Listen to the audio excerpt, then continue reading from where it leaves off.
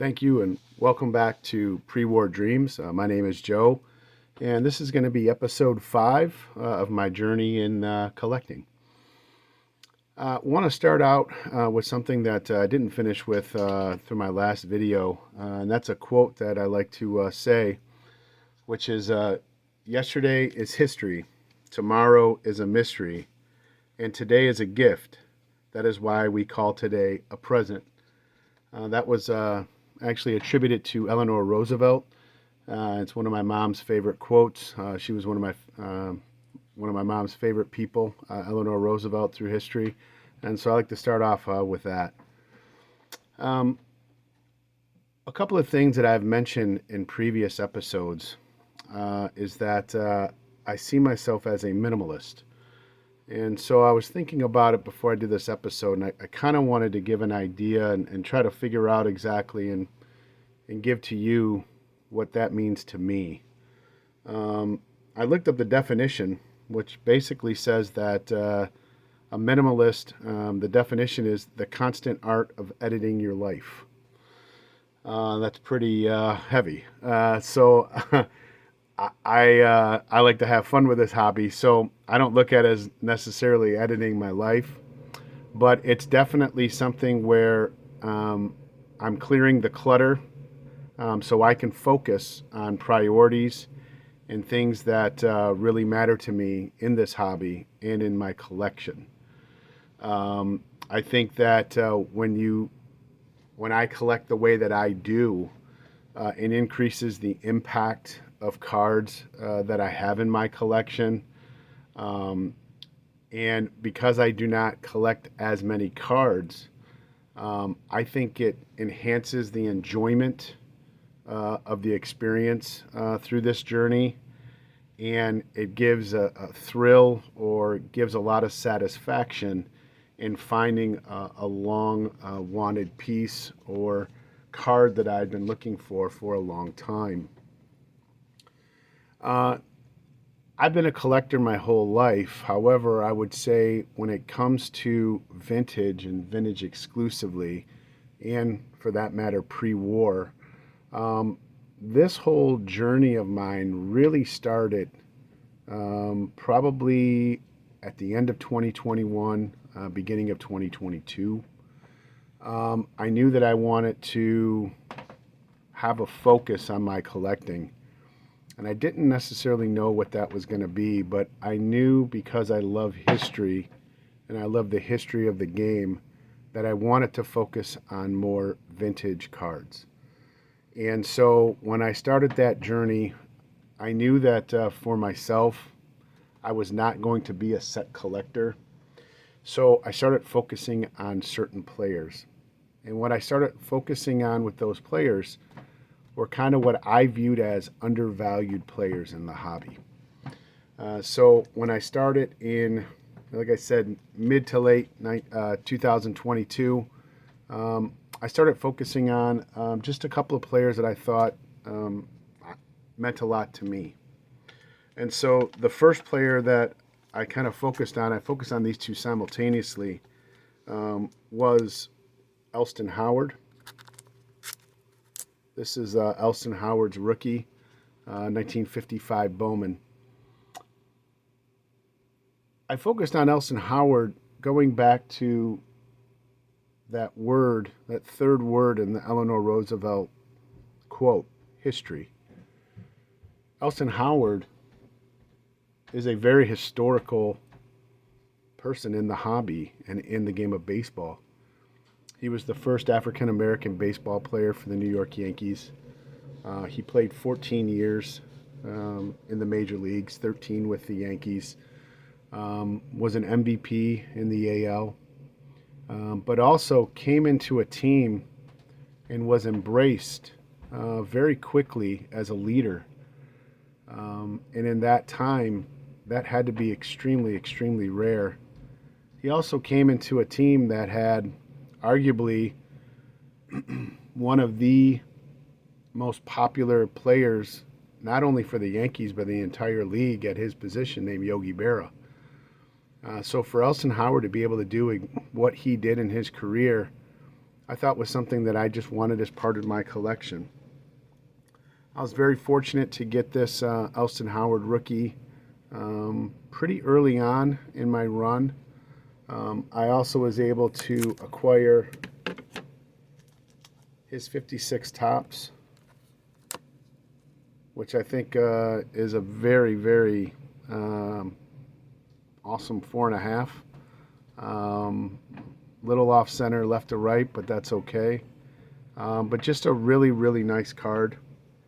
And then I was also able to pick up this card, which is a really nice representation of the 1964 Topps.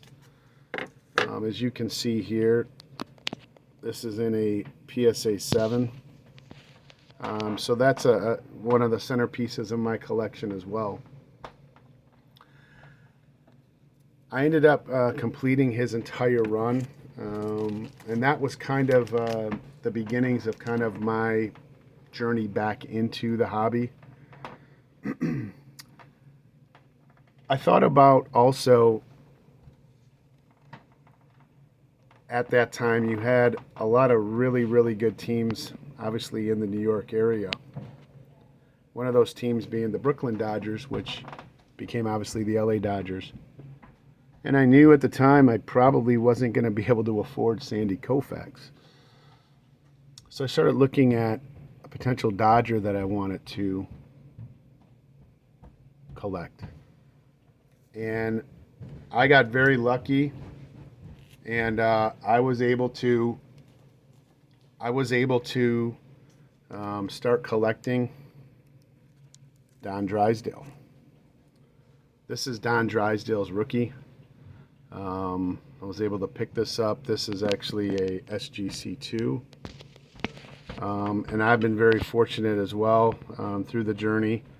It took me about a year to do both of them, but I was able to collect the Drysdale run as well as Elston Howard's run. This is his 1958 Topps. And this is in a PSA 5, which is a pretty nice card for a 58.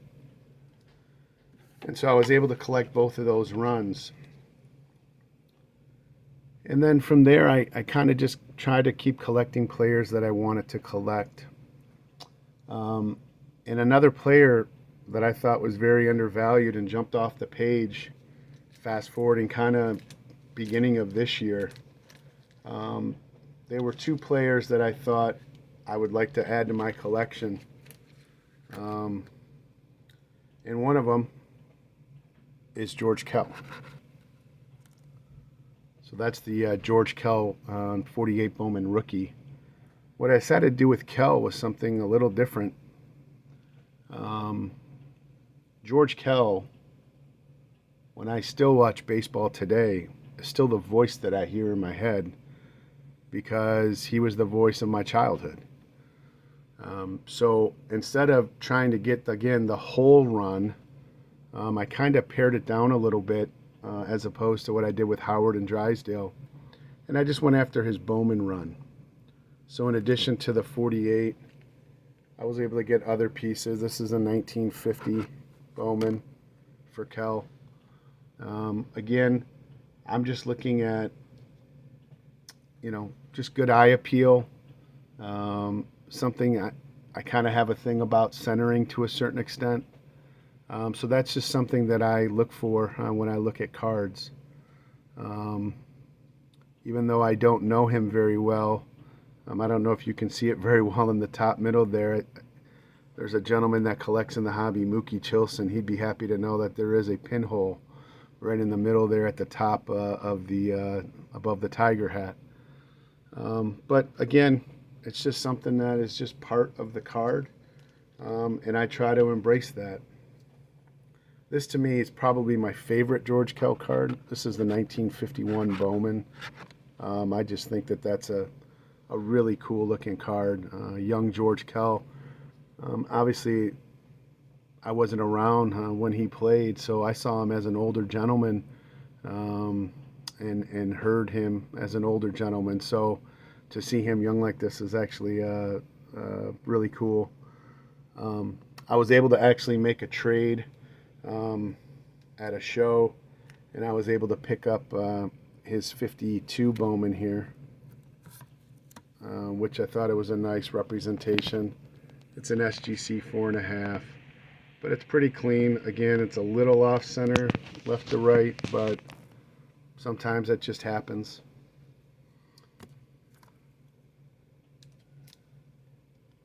Also, this kind of mentioned this when I was on the live in the chat. That's my only 53 Bowman of George Kell. Looks like somebody got a little hungry in the top right corner and took a little corner out, but that's okay. It happens. But I thought it was just a really nice looking card, really nice registration. So I was able to very thankfully pick that up. This is his 54 Bowman. And obviously still in a Tiger uniform here. And then he actually left the Tigers after the 54 season and went to Boston. Or, I'm sorry, Chicago. I apologize, before Boston. And so that's his 1955 Bowman. So I feel really honored being able to pick those up as well. I also have his exhibit card of that year, or of those years. So again, it's just something that I thought was just a nice component to my collection. At the same time that I was focusing on George Kell, I also focused on one more player that actually wasn't pre-war, but I just think that he's a really, really good player. And that player is Tom Seaver.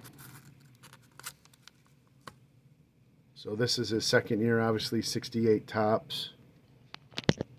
It's a PSA 2.5. Really don't care about the number. What I really cared about here, if I can bring this here, is that it's pretty well centered. These 68 tops sometimes are a little tough when it comes to centering. But I thought it was just a very nice representation of the card. I've also been able to acquire his 1970 tops. Again, pretty well centered card. Just really like the look of it. Kind of a younger Seaver. Obviously, when I saw Seaver, you know, it was well into his career. You know, 15, 16 years into his career. So to be able to see a young Tom Seaver is just really cool, I think, to see on a card. This is probably my favorite Tom Seaver card, which is the 74 tops. I just like the in-action pose of it. Just really like this card a lot. Kind of shows him in full motion, which I really like. And then I was also able in the run to pick up his 76. And also be able to pick up his 79 in a Reds uniform.